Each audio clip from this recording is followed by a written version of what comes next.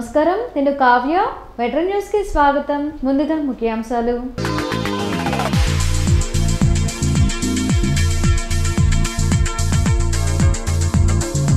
మార్చి 27 నుంచి CM Jagan bus యాత్ర ఇడుపులపై నుంచి ప్రారంభమవుతుందన్న ప్రభుత్వ సలహాదారు సజ్జల.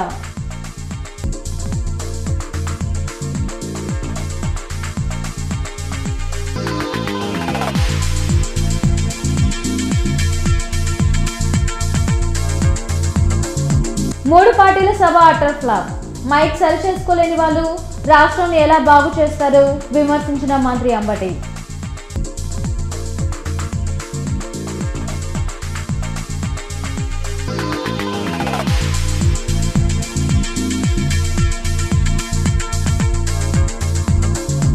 ప్రతిపక్షంలో ఉన్న మంగళగిరి నియోజకవర్గంలో 29 సంక్షేమ కార్యక్రమాలు అమలు చేశాం. నియోజకవర్గ పర్యటనలో నారా లోకేష్.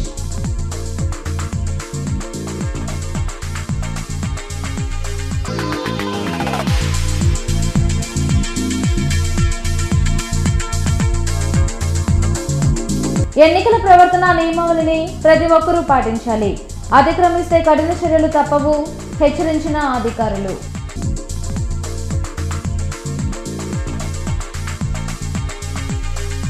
మార్చి 27 నుంచి ముఖ్యమంత్రి వైఎస్ జగన్మోహన్ రెడ్డి బస్ యాత్ర ప్రారంభం కానుంది.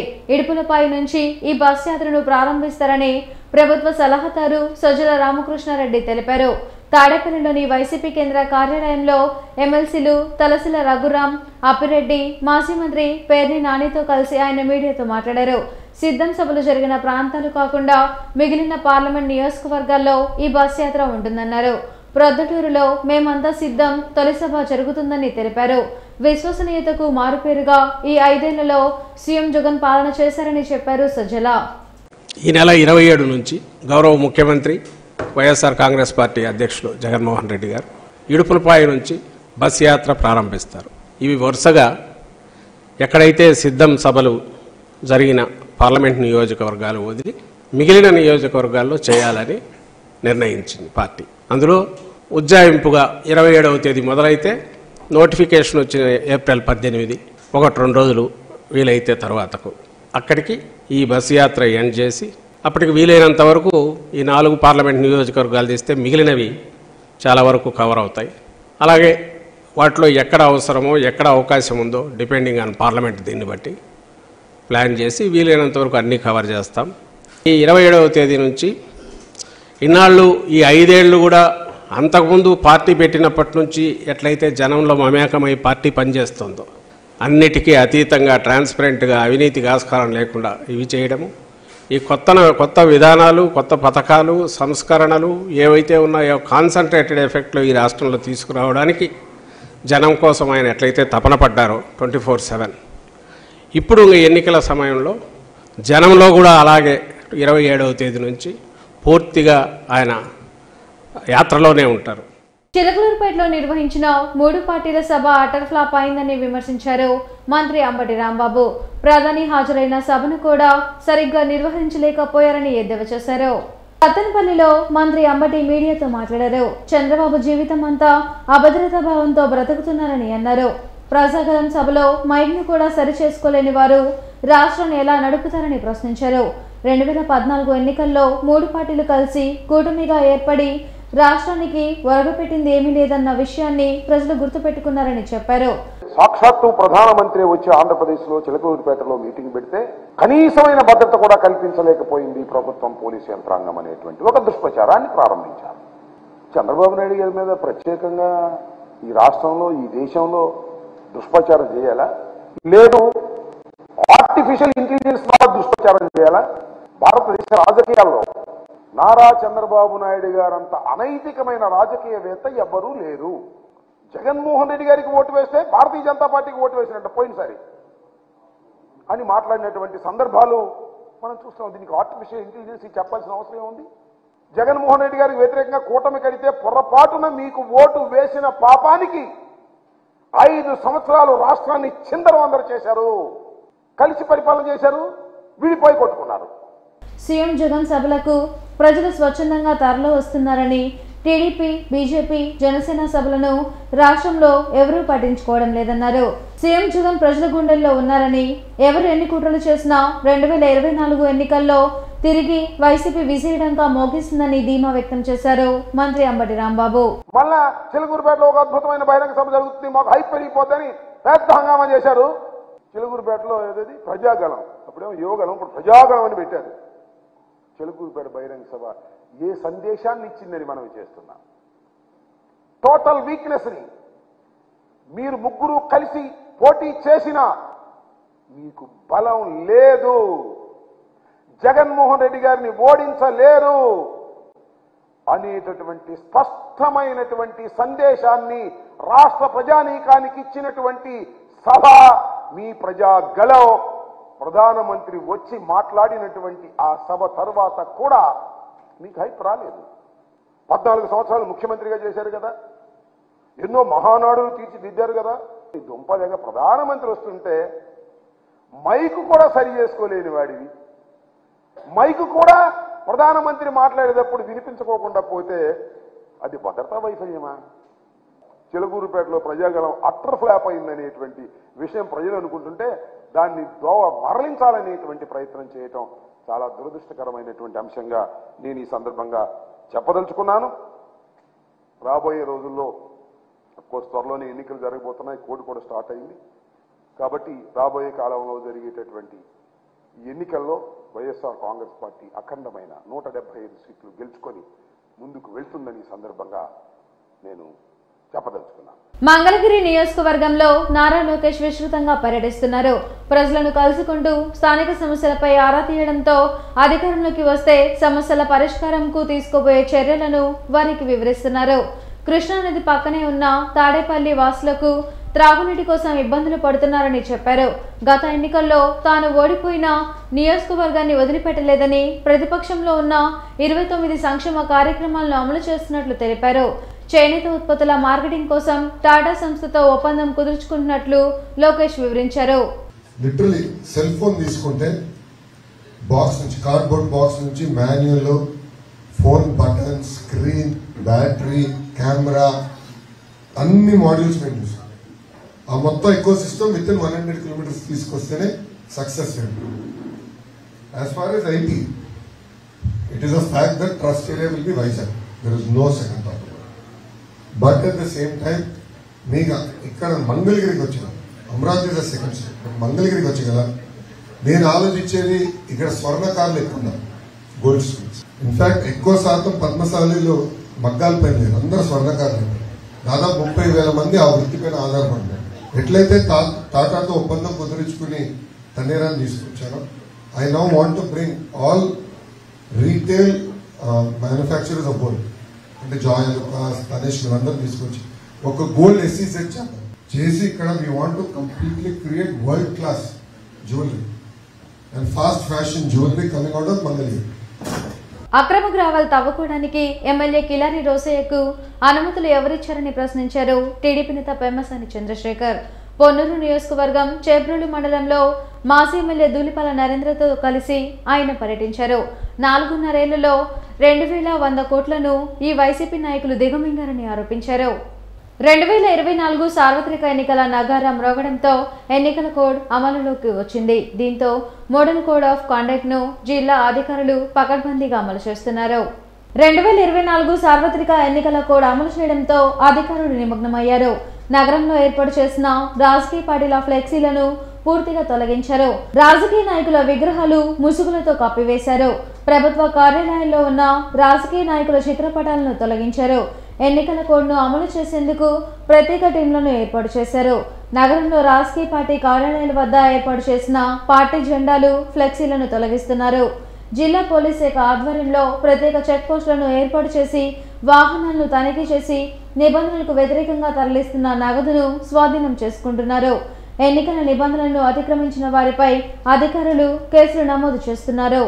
అధిక బరువు గుండె, ఊపిరితిత్తులకు ఎలాంటి హాని చేస్తుందో అలాంటి హాని మోకాళ్ళకు కూడా చేస్తుందని ప్రముఖ joint replacement doctor Busireddy Narendra Reddy అన్నారు. అతి క్లిష్టమైన రోబోటిక్ జాయింట్ రీప్లేస్మెంట్ ఆపరేషన్ ను డాక్టర్ బూసిరెడ్డి నరేంద్ర రెడ్డి విజయవంతంగా నిర్వహించారు.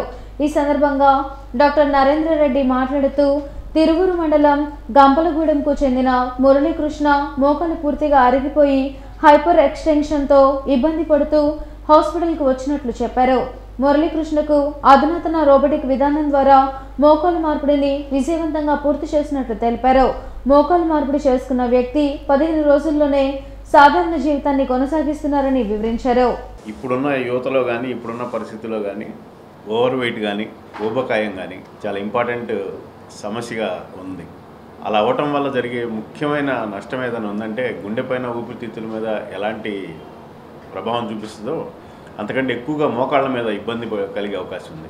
సో ఇవాళ మురళీకృష్ణ గారు చిన్న వయసులోనే అనేక కారణాల వల్ల వారు అధిక బరువుగా ఉండటం కానీ వారున్న హైట్ ఎక్కువగా ఉన్నప్పటికీ ఇంచుమించు 140 నుంచి 150 కేజీల మధ్యలో ఉన్నటువంటి మన మురళీకృష్ణ గారు ఏంటంటే వారికి మోకాలు పూర్తిగా అరిగిపోయి అంటే 52 ఏళ్ళకే రీప్లేస్మెంట్ చేయడం అనేది కొంచెం డెఫినెట్గా ఎర్లీ వయసులోనే జరిగింది. కానీ వారు ఎలాంటి పరిస్థితికి వచ్చారంటే కంప్లీట్గా కాలు వంకరపోయి రూముల్లో తిరగటం కానీ బాత్రూమ్కి వెళ్ళటం కానీ కష్టంగా ఉన్న పరిస్థితుల్లో వారు సాయి భాస్కర్ హాస్పిటల్కి రావడం జరిగింది.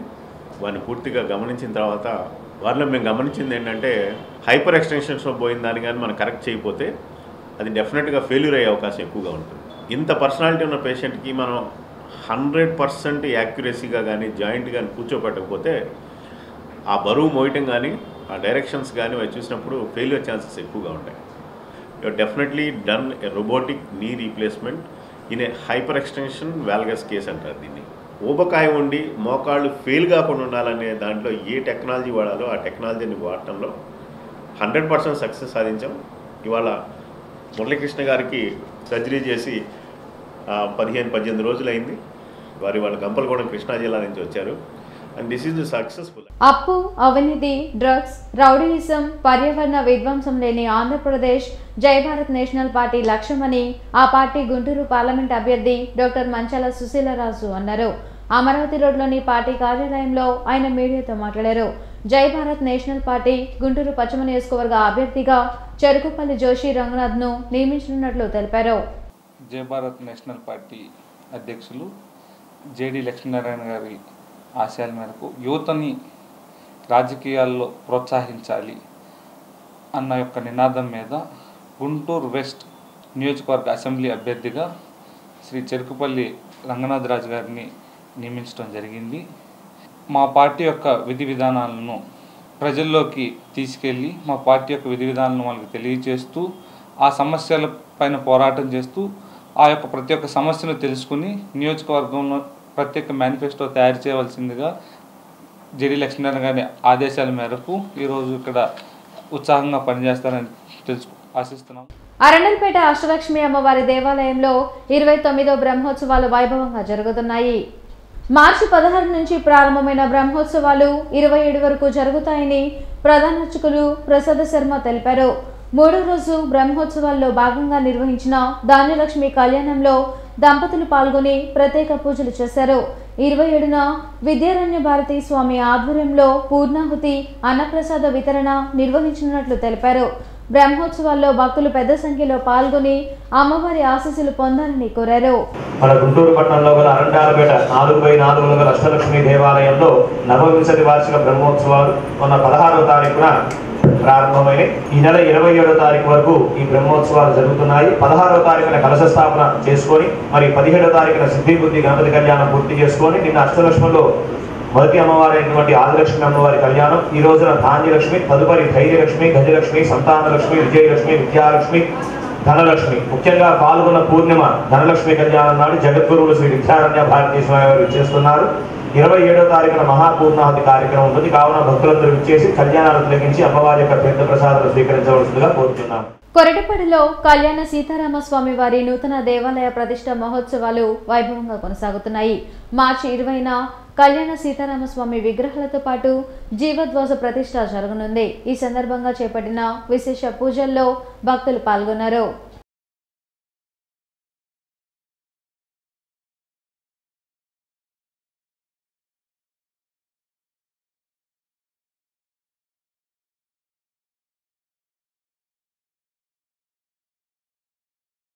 వార్తలు ముగించే ముందు ముఖ్యాంశాలు మరోసారి.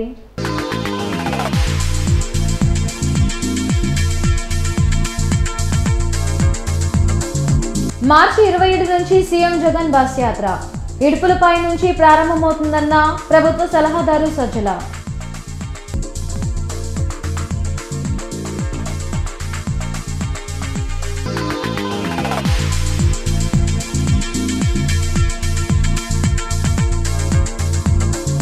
మూడు పార్టీల సభ అటర్ ఫ్లాప్, మైక్ సరి చేసుకోలేని వాళ్ళు రాష్ట్రాన్ని ఎలా బాగు చేస్తారు విమర్శించిన మంత్రి అంబటి.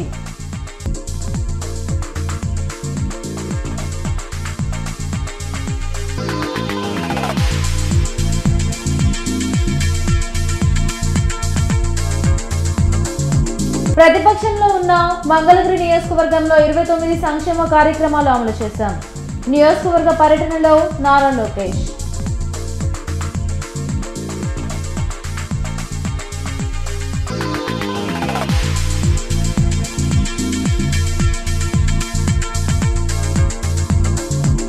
ఎన్నికల ప్రవర్తన నియమావళిని ప్రతి ఒక్కరూ పాటించాలి, అతిక్రమిస్తే కఠిన చర్యలు తప్పవు హెచ్చరించిన అధికారులు.